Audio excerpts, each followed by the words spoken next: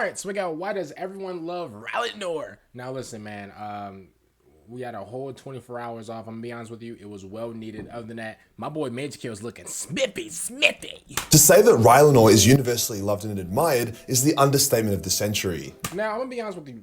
I kind of know who Rylanor is, if I can remember, but I can't lie to you. My memory is a little. It needs to be updated, bro. Like the drivers need to update it immediately, bro. The song dedicated to him has 13 million views, and his last stand is often referenced as one of the best moments in 40k lore. But is all this love and praise actually deserved? I know that sounds heretical to say, but as the Ancient of Rites, Rylanor was tasked with preserving the soul of his legion, something he failed miserably at.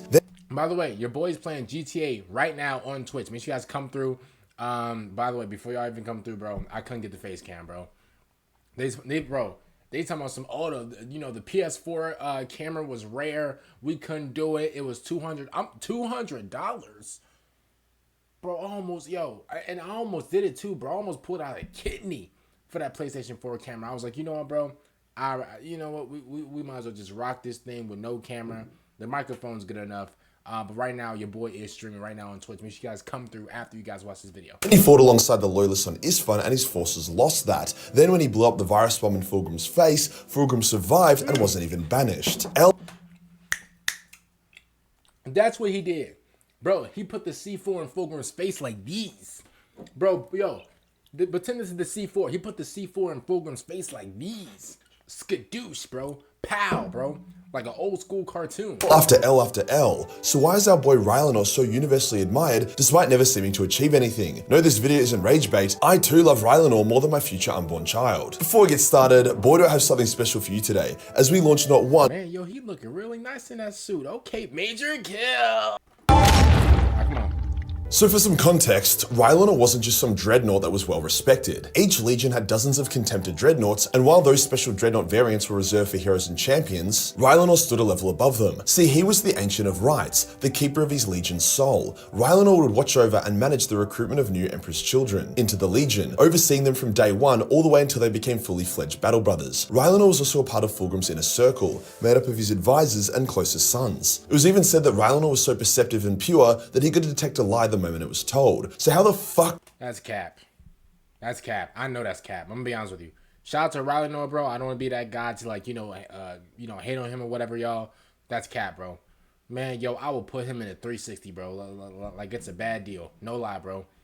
No lie, bro. Bro, I will lie to this man so effortlessly, bro. It's crazy. Did he not notice his legion turning into a bunch of degenerate, traitorous rapists? Even worse, I'm a Hall of Fame liar. How did he allow the legion to be full of traitorous rapists if he was the one directly overseeing the recruitment? The way a legion recruits massively influences the overall legion. For example, the Mortificators chapter were ultramarines who recruited from a world full of cannibal savages. Over time, this caused the chapter to adopt a lot of the same culture and also engage in cannibalism. Was Rylanor just an idiot? Well, no, I don't think so. Although the lore doesn't explicitly say why, Rylanor never seemed to notice the true rot within his legion. We know enough to be able to paint a pretty good picture though. See, Rylanor was the Ancient of Rites before he was a dreadnought. It wasn't a special dreadnought role. Now this may be a bit of a no-shit Sherlock, but day-to-day tasks are way harder when you're entombed in a massive walking tank that doubles as your life support system. Facts, bro. Imagine like trying to wipe your booty, bro, after a dump, and you got these on.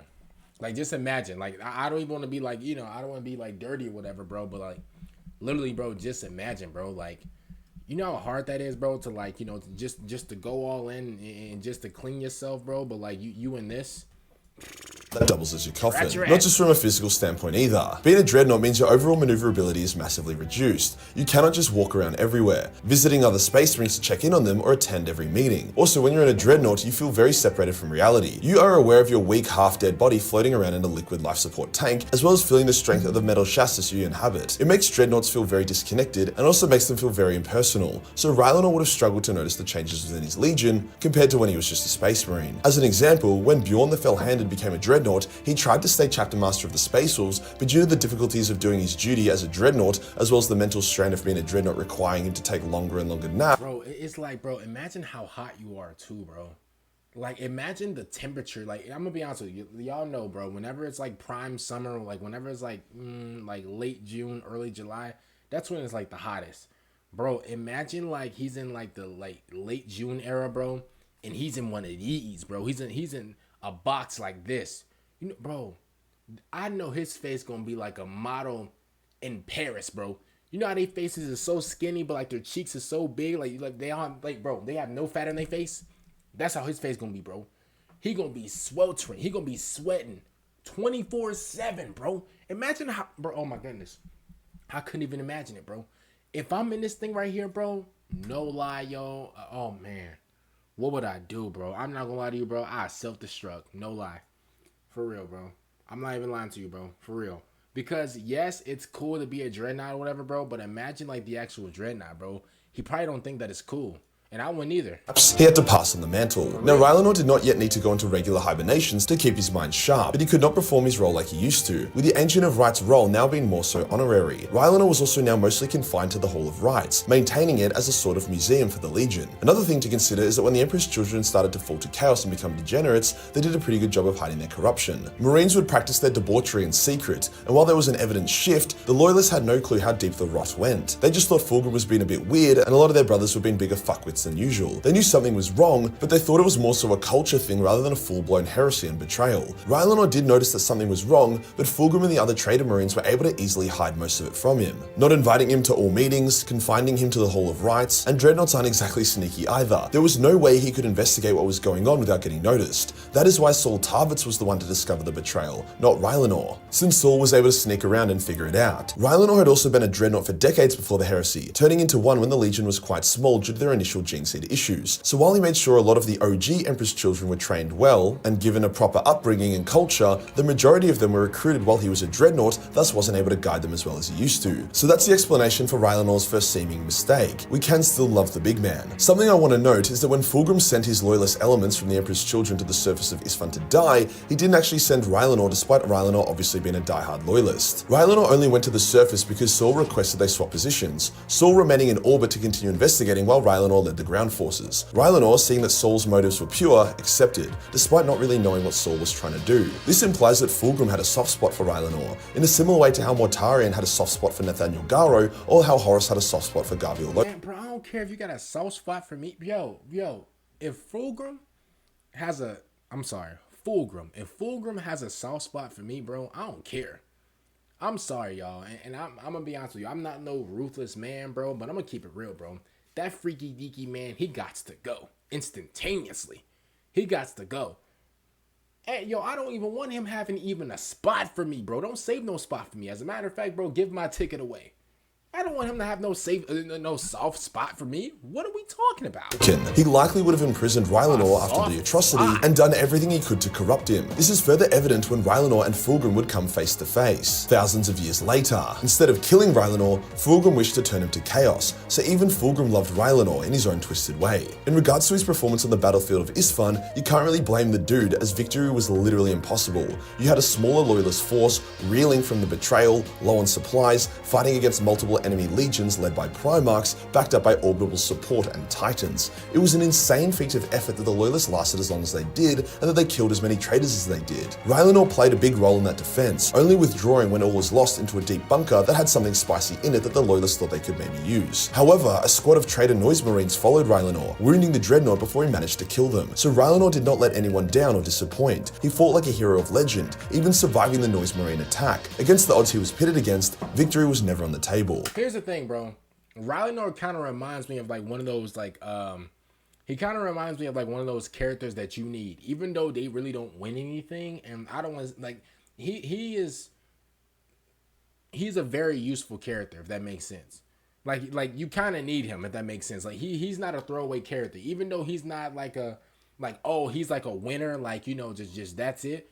At the end of the day, bro, he's somebody, bro, that like that you need, bro. He's like a if anybody in here watches the NBA, he's like an Alex Caruso, if that makes sense. Now, I don't want to presume, but I think repairing and arming a virus bomb and then reverse engineering Noise Marine tech to create a beacon that could be detected from light years away and in the warp is a pretty fucking difficult thing for anyone to do. But Rylanor managed to do it as a wounded Dreadnought who had an autocannon and a power claw for arms. I'm talking like insane science shit, and he did it as a half-directed Dreadnought with nothing but a power claw. To be fair, it did take him a few thousand years to figure out, at which point he had gone a bit insane, but despite the isolation and mental load of staying awake the entire time, he remained loyal and true to his purpose, and his purpose was to kill Fulgrim. Now we all know what happened next, but I'll recap it anyway.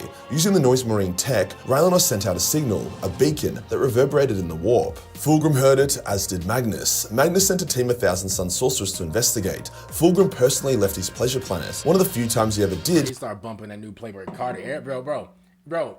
Everybody came through because he was so intrigued. The trap was set. As the Thousand Suns arrived, Rylanor ambushed them, grabbing one of them. However, Rylanor wasn't aware if the Thousand Suns had fallen to chaos or not. As you know, he wasn't exactly plugged into the Wi-Fi, so he didn't kill them. However, Fulgrim then arrives. Now, the awesome thing about Rylanor is that he didn't have this big speech prepared for his father. He literally saw his dad and was like, "Fuck you," and then detonated the virus bomb he had armed. No ceremony, just results. However, the bomb's explosion was contained in a force field by the Thousand Suns, delaying the blast, but not removing it. Rylanor then attempts to kill Fulgrim the good old-fashioned way, but Fulgrim disables his weapons. Only now did Rylanor whip out the speeches, and they were epic, burn after burn, as Fulgrim basically promises to violate Rylanor in return. Yo, bro say, yo, you could take away these weapons, but I promise you, I'm about to flame you right now. The Thousand Suns are so in awe of Rylanor's purity and honor, and so disgusted by Fulgrim that they allow the bomb to detonate, killing themselves and Rylanor. However, it did not kill Fulgrim. See, Fulgrim was a demon prince, and Fulgrim also had extreme regenerative abilities. Told you, bro. Of course he gonna have that regeneration ability. You know what he be doing behind closed doors. Of course he gonna regenerate. Duh. Of course. Yo, of course he's gonna regenerate. Like that's not even a big surprise to me. We knew he was gonna regenerate. That's his thing. Second only to Vulcan, these abilities match. You heard that, yo? I'd even mention my GOAT. I'd even mention him. Y'all said that I always mention him, whatever. D-Ride, you glaze, D-Riding. You're D-Riding for free. You know, like, that's what y'all be saying, right? Yo, I'd even say my GOAT's name. Yo. Major kill. Say it again. Killing themselves and Rylanor. However, it did not kill Fulgrim. See, Fulgrim was a demon prince, and Fulgrim also had extreme regenerative abilities, second only to Vulcan. Come on, man. Second to who? Come on, man. These abilities massively improved when he became a demon. Hence, Fulgrim has never actually been banished or killed, one of the only demon Primarchs to have avoided that fate, as even really serious wounds he suffered would not banish him, even as the life... Bro, we know that, though. See, we know why he's able to withstand these powerful blows. He's taken other powerful blows.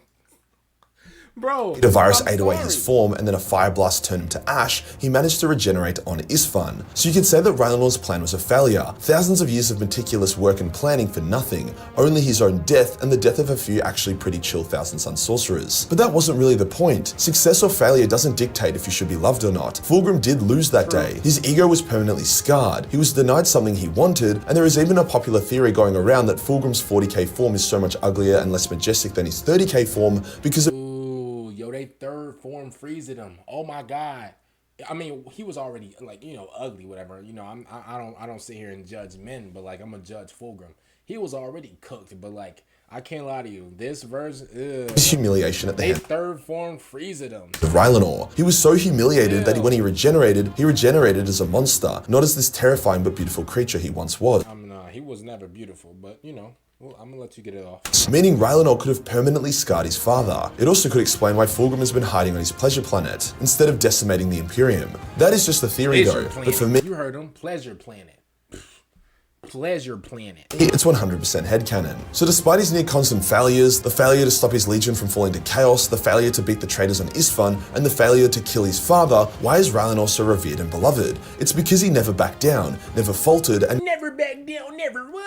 Never took the easy path. Being loved isn't based on how successful you are, it's based on who you are and what you push yourself to achieve. Rylanor was a paragon of honor and nobility. He was so awesome that he literally convinced traitor marines to let themselves die just to inconvenience Fulgrim. You were a real one, Rylanor. Rest in peace. Or hey, Rylanor, bro, he was pretty cool, but I think I remember him now, like a lot more now, because at first I was like, yo, who the hell is Rylanor? Then I'm like, hold up, he the one that put the bomb, he the one that unleashed that load on Fulgrim. Maybe don't. Maybe come back as a dope as hell legion of the damn dreadnought. If you enjoyed the video and you want shout out to our boy Major Kill for this video, man. This video will be going up a little late, and if you guys are watching, bro, I'm probably streaming on Twitch right now.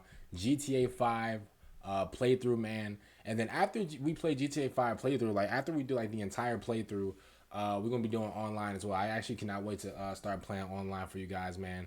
And of that, You know, make sure you guys follow, you know, the Twitch, the YouTube, the everything. Make sure you guys, you know, comment down below, like up the video, you know, comment what you guys want to comment, and I'm gonna see you guys later. Thanks for them out. Bye, everyone.